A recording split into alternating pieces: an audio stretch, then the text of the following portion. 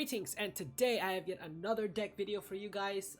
So I was wanting to do the gameplay for the soldiers and assimilate for Nilfgaard, but it just pales in comparison to sort of the other decks that are strong in the meta. So I'm just want to focus on a deck that could do better against meta decks right now. So I've been working on this deck over the weekend, and I'm sorry this is gonna get posted on Monday. I know I usually do Sundays, but it's like I was sort of experimenting today with decks and such. So I sort of came up with this one. Again, this is another sort of variation of the Wildcard Syndicate gameplay that's just proven itself to be so powerful. Even with Savola's Frightener getting nerfed a little bit, it's still got a bit more, it's still pretty powerful. So I'm just gonna sort of run through this deck, and of course, don't forget to leave a like if you guys enjoy this video and all that stuff.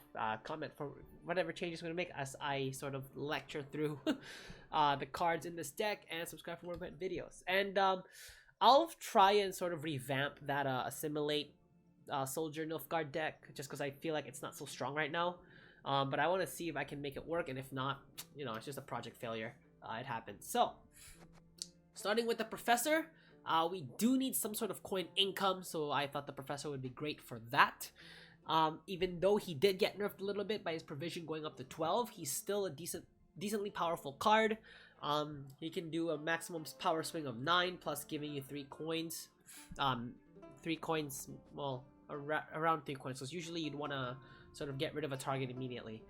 Royal Decree is there because Royal Decree. Sacred Flame is sort of the card that mitigates the nerf that's happened to Savola, because it's whenever you spawn a unit boosted by 1. This is actually very valuable, not just because of Savola, but because of Azar Javed being able to spawn 2 Scarab Beetles that also get boosted. Grand Inquisitor Helvide, which is coming up, which again you want to boost up your Fire Sworns as well. You also have Keeper of the Flame, again, good for, sorry, not Keeper of the Flame, Congregation. For them Firesworn Zealots, once again, they all get boosted from spawn. So essentially the idea is a lot of the cards in this deck do spawning, whether it's Firesworn Zealots or Savola's Frightener or etc. It is really strong being able to boost it by 1. So again, it mitigates sort of the nerf that happened to Savola's Frightener, and it just overall makes it more powerful and gives it more of the control mechanic of this deck. Next, of course, is Grand Inquisitor Helvide. Pretty good card. You're able to immediately summon 2 Fire Swords with it, and any coin you garner, any other coin that you manage to collect from other cards, you can spawn more Fire Swords from there. Next is Philippa Eilhart. Again, good for that disruption, good for stealing them defenders. Combine it with wild card, honestly, you probably have more than enough coin to steal a pretty strong defender. Like, I've used it to steal Donimir of Troy, Fion.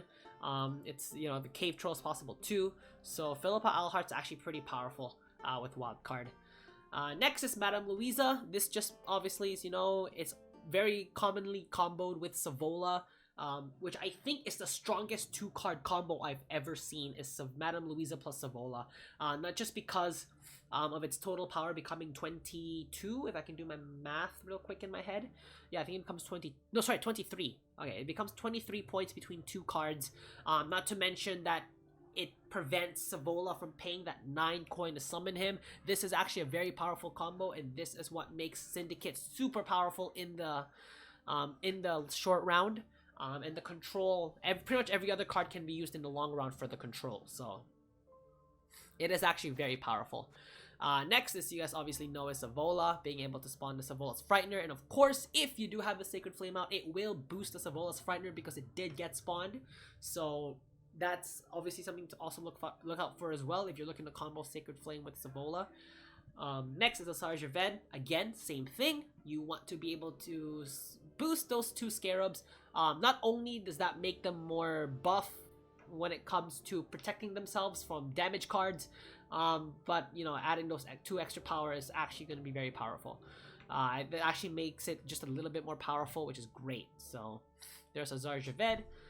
Next, you got Bone Talisman. I added Bone Talisman here because of its ability to very well support control decks. So you can easily get up to 17 or 18 points of power. Probably 17 if you're gonna have Sacred Flame along with it. But honestly, it is actually a very powerful card in a deck that can do quite a bit of control. Not to mention Azar-Javed being able to summon 2 defenders, so you pretty much have 1 row locked down. So as long as you have your other row pretty well locked down as well, it's pretty great. Next you have Eavesdrop. That's a good filter card, not to mention it is a Profit 5, so it's good to support your other cards that let you spawn. So it's good to support Grand Inquisitor, it's good to support let's say the Internal Fire Disciple, you know, cards that require the coin for you to pay. Next you got Dip into Pontar. Good for that damage, good for that profit, as always. Next, you got Congregation, and I find Congregation to be one of the more complex cards in this deck, and the reason why I'm saying that is because this is a card that you have to play early on. You cannot play this card sort of mid-game. Well, you can, but you're not gonna get the full strength out of it because you'll only be able to summon 2 Firesworn Zealots. Because chances are, by like let's say your second or third turn in the first round, you'll already have coin in your pockets, and that sort of weakens Congregation a little bit. So this is sort of the first turn. If you do have to end up going first, Congregation will allow you to make that first turn move in which you can spawn 3 Firesworn Zealots. Of course, you can start off with Sacred Flame and then go into Congregation to sort of give you that boosting power, because you're not going to see many Artifact Destroyers, because this is the season of like there's gonna be a lot of Purify. Pretty much, I have not seen Artifact Destroyers get used in a very long time, and that's just because you probably don't see a lot of artifacts anymore. Like you still see a couple portals now and then, but like ever since its provision got moved up to 13, it's gotten very weak in the case that can't really afford to use a portal anymore. So but Congregation is good again for that first turn. You could make a case for having only 1 Congregation versus 2, but again, if you have 2 Congregations in your hand in your first turn and you're going first, you want to play them both pretty much immediately. So yeah. Next is Firesworn Scribe. Whenever you spawn one or more units at the battlefield, gain 1 coin. This is a pretty good progressive coin engine. Chances are your opponent is going to target this card, but you know, it's just good to get that little bit of extra coin. It could cost them to sort of expend a damage output card for a Firesworn Scribe. Again, you could make a case to getting rid of a Firesworn Scribe and let's say adding a card like Coerced Blacksmith, because again, you already have enough control as it is, and you're actually making quite a bit of profit between Eavesdrop, Dip into Pontar, Gwent, Inquisitor Helvide, Royal Professor, and Slander as well. So this is a very versatile deck that you can honestly switch cards around and it'll still work, in my opinion. So right now I'm only playing with 1 unit of Coerced Blacksmith, just because I have plenty of cards that already let me spawn boosted units. This is more like if I have any leftover coin, I would probably use the Coerced Blacksmith to sort of use them all up. So that's good to A, provide pressure for your opponent, and B, you know, you don't want any unwasted coins sort of at the end of your first or second or third round. So it's a good cleanup card. I got 2 units of Witch Hunter Executioner, and the reason for that is because I have 1 Professor and 1 Slander. Now, again, you can make a case for making, let's say, if you want to take off a Coerced Blacksmith or an Eternal Fireplace for another Slander, just to add that extra bounty and sort of give you more of that coin-making scheming, you can do that as well. If anything, I would probably even want to get rid of 1 Congregation for Slander, and the reason for that is because you have plenty of cards here that brings units onto your battlefield. Like Sacred Flame gives you units, Grand Inquisitor Helvide brings you units, Philippa Alhart will give you a unit from your opponent's side, Savola and Azar-Javed. So you can probably get rid of 1 Congregation for another Slander or another Coerced Blacksmith. Honestly, you guys can experiment with this deck. It is actually a lot of fun, in my opinion. So but yeah, that's what Keeper of the so the next is the Keeper of the Flame. This is a good sort of control card in the case that you can boost all your units in a row by 1 by paying 4 coins, and honestly, you're gonna be able to boost it by 7 if Sacred Flame is in one of them. So you just gotta be careful with Sacred Flame where you place it, because it could be important, because that's 1 less point for you to work with when you're trying to play cards that sort of give your units points. And again, Tribute 4, just in case you need to do a little bit of cleaning up for your coinage, Keeper of the Flame is always there to sort of use up your coins and gives all of your units on the row a boost. So there's that. Slander, of course, being able to put a bounty on your opponent to get even more extra coins when you manage to destroy them is great. Now this deck doesn't produce a lot of extra damage cards, which is why I put in a second Witch Hunter Executioner. I actually used to have a second Eternal Fire Priest, but I feel like the more of these kinds of cards I add, the slower the deck actually gets, because I'm already adding in like Firesworn Scribe and one Eternal Fire Priest as it is. These are going to be slow 3 turns because I have no way to combo them. So gotta be careful about that. You don't want to make this deck very slow because you also want to be able to maximize the usage of your cards as well. So yeah, there's Slander. Eternal Fire Priest, of course, if you're able to spawn 1 or more units onto the battlefield, this card gets boosted by 1. So pretty much, I believe Azar Javed, when you spawn both Scarabs, it'll only boost it by 1 because I think it's per instance that you spawn.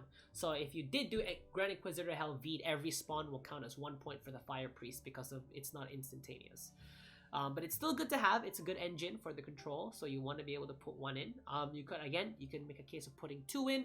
You might want to put 1 in if you're looking to go into strong control in the first round and maybe play the short round, in which case you'll have Madame Louisa and Savola sort of cleaning up the field for your 3rd round.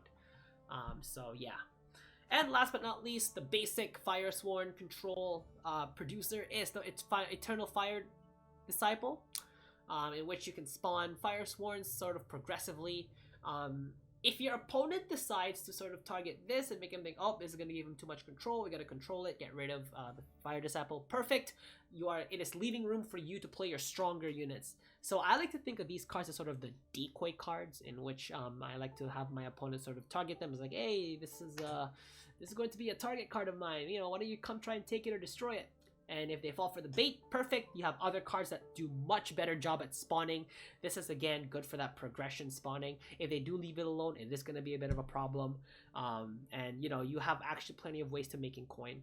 And the good thing is with wild card, pretty much whatever special or crime card you play, you're gonna get an extra 2 coins from it. So that 2 coins, honestly, every coin that you get is super vital to a deck like this, where it's pretty big coin spender, but at the same time, you've got some good engines, good control. You have a pretty good control here. Now, I would say a potential weakness of this deck is there probably not enough cards that sort of, you know, do damage to your opponent. Like your best options here are Professor. You got the Witch Hunter Executioner, which by the way go well together, of course. You got the where is he? You also got you also got Philippa Alhart for the disruption. It's not destroy, but again, you're disrupting your opponent's field in some sort. Yeah. So and Dip on the Pontar, of course. So not a lot of options for high damage. You could make a case for putting in 1 or even 2 units of assault, just because that 6 damage is actually very powerful. And with between Azar Javed and Savola, Azar Javed alone will activate assault, and you do have the Professor up there as well. So you can probably get rid of 1 Eternal Fire Disciple for an assault if you're more into like absolutely getting rid of engines that your opponent has. Again, just simply because you do not have a lot of options when it comes to being able to remove units from your opponent's side of the field.